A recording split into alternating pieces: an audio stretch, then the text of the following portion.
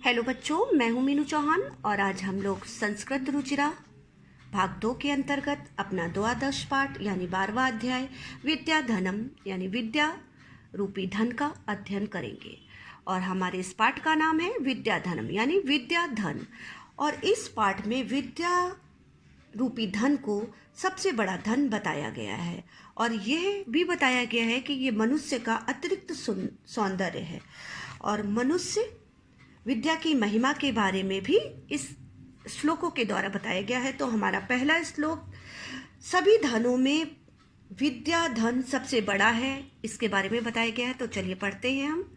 न चौर्य हारे न राज्य हारे न भ्रात्य भाज्यम न भारिकारी व्यकृते वर्धत एव नित्यम विद्या धनम सर्वधनम प्रदानम। यानी न चौर्य हारे, इसे चोरों के द्वारा विद्या नामक वस्तु को चोरों के द्वारा चुराया नहीं जा सकता। ना राज्य हारे, और राजाओं के द्वारा इसे छीना नहीं जा सकता है। ना भ्रात्य भाज्य ना भारिकारे, और भाइयों के द्वारा इसे बांटा नहीं जा सकता और यह भार भी नहीं बढ़ाता है। व्यय कृते वर्धत एव नित्यम, व्यय करने से यानी खर्च करने से ये निरंतर बढ़ता ही रहता है, सदा बढ़ता ही रहता है। विद्या धनम सर्वधनम प्रधानम, यानी विद्या रूपी धन सभी धनों में सर्वश्रेष्ठ है।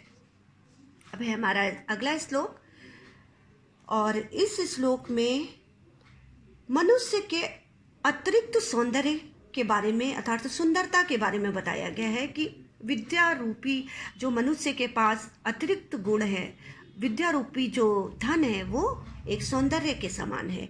विद्या नाम नरस्य रूपम अधिकम प्रच्छन्न गुप्तम धनम, विद्या भोगकारी यशा सुखकारी विद्या गुरुणाम गुरु, विद्या बंधुजनो विदेश गमने विद्या परा देवता विद्या राजस्व पूज्यते नाहिम धनम विद्या विहीना पशु।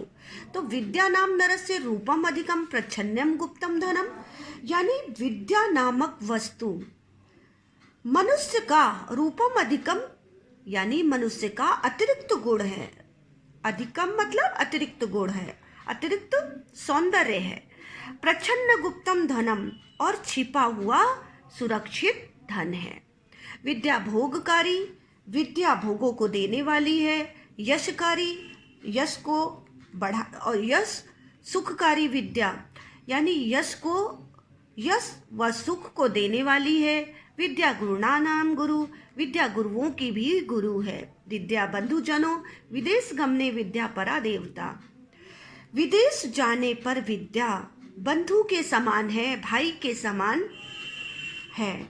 विद्या सबसे बड़ी देवता है। विद्या परा देवता यानी विद्या सबसे बड़ी देवता है, विद्या सबसे बड़ी देवी है। विद्या राजस्व पूज्यते ना ही धनम विद्या विहीना पशु, राजाओं के द्वारा भी विद्या की पूजा होती है और विद्या से विहीन यानी विद्या से रहित मनुष्य पशु के समान है। अब है हमारा अगला श्लोक, जिसमें मनुष्य की सुंदरता के बारे में बताया गया है कि मनुष्य की सुंदरता आभूषणों से नहीं बल्कि उसकी वाणी से होती है। जो उसकी वाणी संस्कार युक्त होती है उससे होती है। तो अगला श्लोक है हमारा, केरा ना विभूषयन्ति पुरुषम हारा ना चंद्रोज्ज्वला ना स्नानम ना विपलनम ना कुसुमम ना अलंकृता मूर्धजा वार्णेका समालंकरोति पुरुषम या संस्कृता धार्यते छिर्यन्ते अखिले भूषणानि सततम वाग्भूषणम भूषणम। यानी कि केरा ना भूषयन्ति, केरा माने होता है बेटा बाजूबंद। तो मनुष्य को ना बाजूबंद और ना पुरुषम हारा चंद्रोज्ज्वला, ना चांद से उजले हार, ना स्नानम ना स्नान, ना विपलनेम ना लेप, ना कुसुमम मतलब ना सुमन यानी पुष्प, और ना अलंकृता मूर्धजा, और ना सवारे गए बाल ही सजाते हैं। मूर्धजा माने होता है बेटा बेड़ी या चोटी, यानी ना तो मनुष्य को बाजूबंद, ना चांद से उजले हार, ना स्नान, ना लेप, ना फूल, ना सुंदरता से सवारे गए बाल ही सजाते हैं। और वार्णे का समालांकरोति पुरुषम या संस्कृता वर्तते, यानी कि वाणी संस्कार युक्त, सम अलंकार होती मतलब संस्कार युक्त वाणी जो धारण की जाती है, पुरुषम संस्कृता धारयते, वही मनुष्य को सजाती है। छेदयन्ते अखिले भूषणानि सततम वाग्भूषणम भूषणम, यानी अकेली, छीयन्ते मतलब अकेली,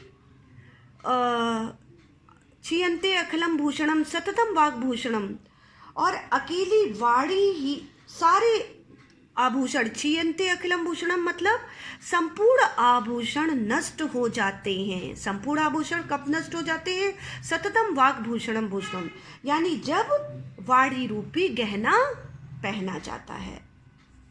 यानी वाणी रूपी गहना जो है वो सच्चा गहना है, उसके सामने सारे आभूषण फीके पड़ जाते हैं। अब है हमारा अंतिम श्लोक, जिसमें विद्या की महिमा के बारे में बताया गया है, तो इसे भी देखते हैं। विद्या नाम नरस्य कीर्तिर तुला भाग्यक्षये च आश्रया, धेनुकाम दुधा रतिश्च विरहे नेत्रम तृतीयां च सा, सत्कार्यायतनम कुलस्य महिमा रत्ने वीर्णाभूषणम, तस्माद् आदन्यमुपेक्ष्यम सर्व विषयम विद्याधिकारम कुरुम।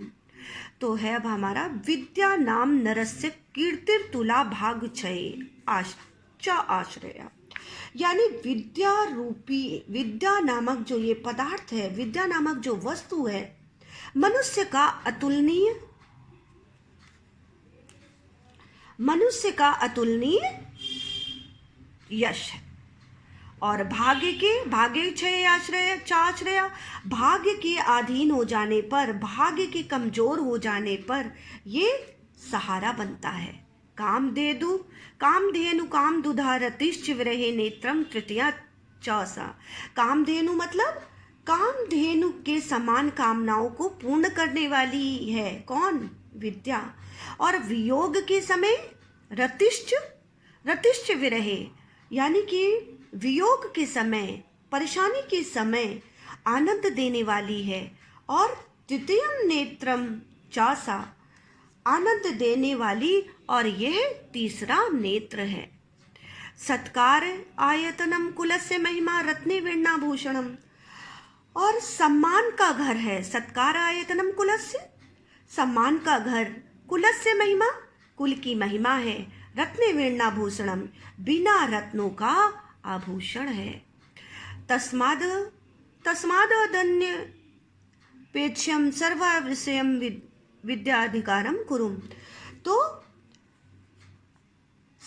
इसलिए सभी विषयों को छोड़कर विद्या पर अधिकार करो।